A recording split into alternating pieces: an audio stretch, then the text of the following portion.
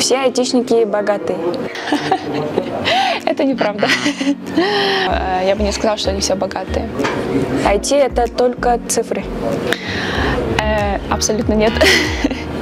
Допустим, Salesforce, ты особо не сталкиваешься с цифрами, ты просто, да, там есть формулы, которые тебе нужно писать, но это все можно найти информацию в сети. А в IT нужно хорошо знать математику. Это неправда. Это такой миф, мне кажется, потому что у меня всегда в школе были проблемы с математикой. У айтишников скучная жизнь. Это неправда, потому что каждый день ты должен коммуницировать с командой. Стать айтишником сложно.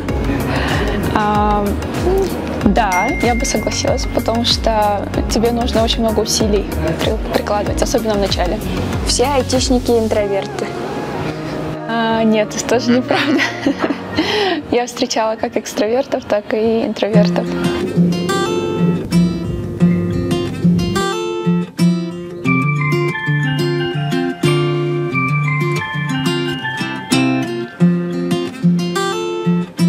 Меня зовут Айджан, мне 29 лет, я живу и работаю в Праге, в Чехии, и работаю в компании Deloitte как Salesforce-консультант.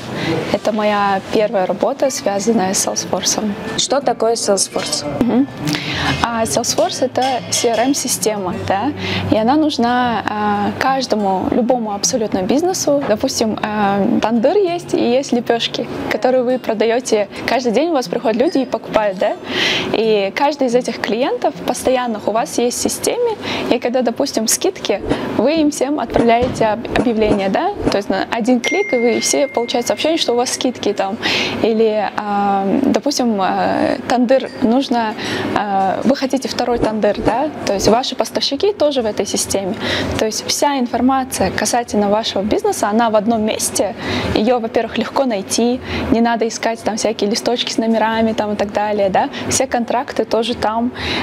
И, допустим, у вас там 25 помощников, да? И каждый из этих помощников может зайти в эту систему и посмотреть каждому клиенту, сколько лепешек нужно, в какой день, предзаказы какие-то, да? То есть вам не надо каждому звонить и объяснять, вот так сделай. То есть они заходят, и они все видят, все, что им надо сделать. И поэтому коммуникация снижается, следовательно, вы экономите свое время, да? Вот. И если новый человек приходит, он заходит в систему, и он сразу уже все видит.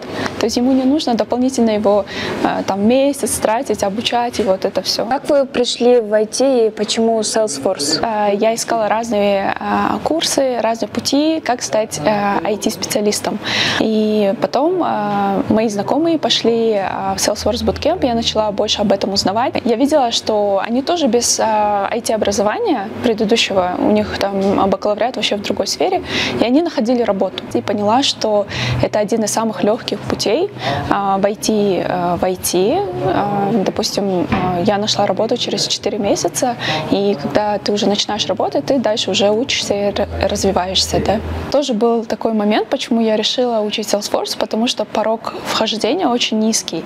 То есть настолько сейчас действительно не хватает специалистов по Salesforce, то, что если ты уже базу знаешь, какие-то базовые знания про систему имеешь представление, то тогда они уже готовы взять тебя на работу. И дальше они готовы тебя как бы обучать, да? По профессии вы кто?